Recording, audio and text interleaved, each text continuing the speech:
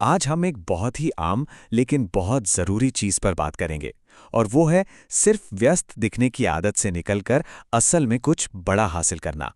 क्या आपके साथ भी कभी ऐसा हुआ है? पूरा दिन निकल गया, भाग दौड़, अनगिनत मीटिंग्स, ईमेल्स, और रात को जब आप सोचते हैं तो लगता है यार आज मैंने असल में किया क्या?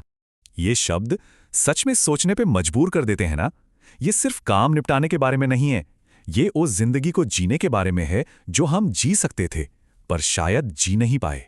तो ये जो फ्रस्ट्रेशन है ना, इसका एक नाम भी है, शैलो वर्क। कैल न्यूपोर्ट कहते हैं कि ये वो काम है जो हमें बिजी तो रखता है पर हमें कहीं आगे नहीं ले जाता।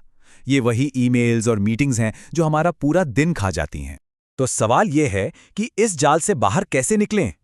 क्या और ज्यादा घंटे काम करके? बिल्कुल भी नहीं। इसका जवाब है अपने अंदर एक नया सिस्टम बनाना, एक नया ढांचा जिसे हम अनस्टक फ्रेमवर्क कहते हैं। तो ये फ्रेमवर्क 4 मजबूत पिलर्स पर टिका है। पहला, हम अपनी सोच को बदलेंगे। दूसरा, हम फेलियर और डर से निपटना सीखेंगे। तीसरा, आगे बढ़ने के लिए एक इंजन तैयार करेंगे। और चौथा, पूरी जिम्मेदारी लेना सीखेंगे। तो चलिए एक एक करके इन सबको समझते हैं। हमारा पहला और शायद सबसे जरूरी पिलर है माइंडसेट। क्योंकि देखिए, कुछ भी बड़ा करने से पहले ये मानना तो पड़ेगा ना कि वो मुमकिन है। ईवा यंग की कहानी सोचिए, जो स्कीइंग सीख रही थी। वो हर बार गिरती और खुद से कहती, मैं ये नहीं कर सकती।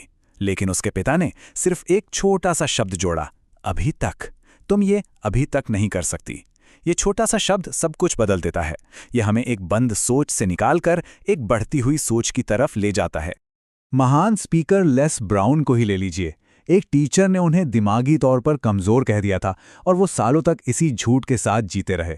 फिर एक दूसरे टीचर ने उन्हें चैलेंज किया, किसी और की राय को अपनी सच्चाई मत बनने दो, और बस वहीं से सब कुछ बदल गया। ठीक है, तो माइंडसेट पर हमने काम कर लिया। अब आते हैं दूसरे पिलर पर। अब हम उन 2 सबसे बड़ी दीवारों से निपटेंगे जो हमें रोकती हैं, फेलियर और डर।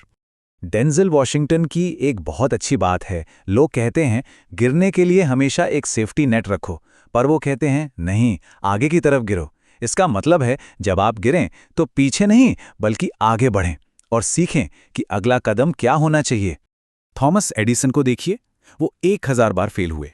जब किसी ने उनसे पूछा कि ऐसा कैसा लगता है, तो उन्होंने कहा, मैं 1000 बार फेल नहीं हुआ, मैंने तो बस लाइट बल्ब बनाने के 1000 ऐसे तरीके खोजे जो काम नहीं करते हैं।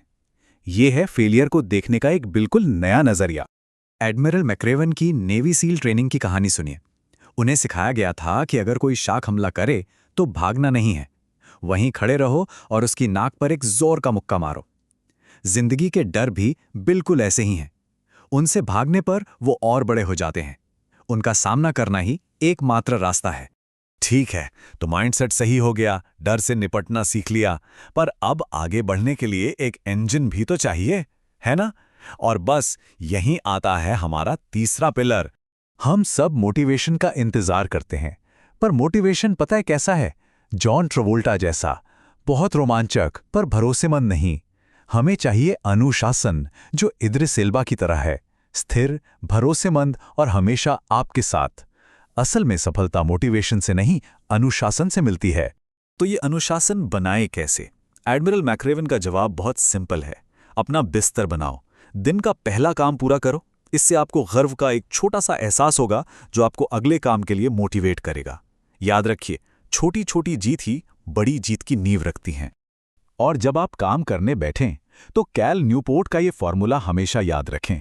बेहतरीन काम घंटों की गिनती से नहीं होता, बल्कि उन घंटों में आपका फोकस कितना गहरा था उससे होता है। आपकी एकाग्रता ही आपकी सबसे बड़ी ताकत है।